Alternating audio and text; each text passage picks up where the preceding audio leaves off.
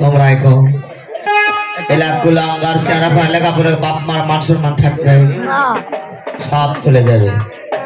যাক এলাকার কচি কচি ছোট বড় আমার ভাই বোন শিক্ষিত ভাই বোনদের বলছি, হাজার হাজার লক্ষ লক্ষ টাকা পয়সা খরচ করে বাবা মা স্কুলে পাঠিয়ে দেয় শুধুমাত্র লেখাপড়া করার জন্য।